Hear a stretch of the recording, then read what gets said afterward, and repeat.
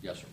I was wondering, as far as crime goes, when Bob Lanier was elected mayor, on how he put a lot of money into the police department and hired a lot more police officers. I mean, is that something that needs to be done now, or is there?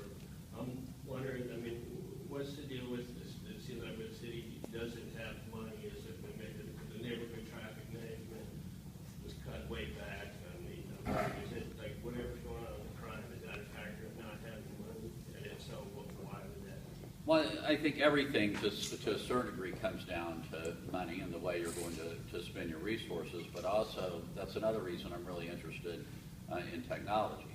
For years, one of the greatest tools, and it started in New York City, was taking greater advantage of technology to decide where you're going to put your police officers. And what they would do when they saw spikes in crime based on the data, they'd move more officers into that area.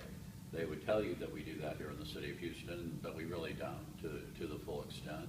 And I think we can borrow from some of the ideas that have worked in other cities. And sometimes it's probably moving officers from where they are into different areas. And at some point it's probably going to be finding a way to hire more officers. And obviously we're going to have to get our arms around the financial problems that the city faces.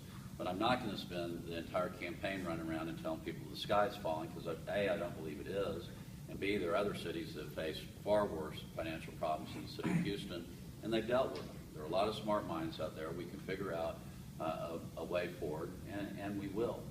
And once we do, I think that we will have enough money to do a lot of the things that people want to see. And obviously, we're going to have to take a much more serious approach to crime. And it's very frustrating, and there are areas where you basically have what would appear to be organized operations going and breaking into people's cars, where it would seem somewhat simple to have an investigation, and we do nothing. And in fact, if your car's broken into, some of you have probably had this experience, you may go into the place where it was broken into and say, what should I do? And they'll tell you, well, don't call the police, they won't do anything. You'll wait here forever, they might come. Just call tomorrow and get your number so you can call your insurance company. And so it's all on you, and there's no effort made to catch the perpetrator, so it keeps going on.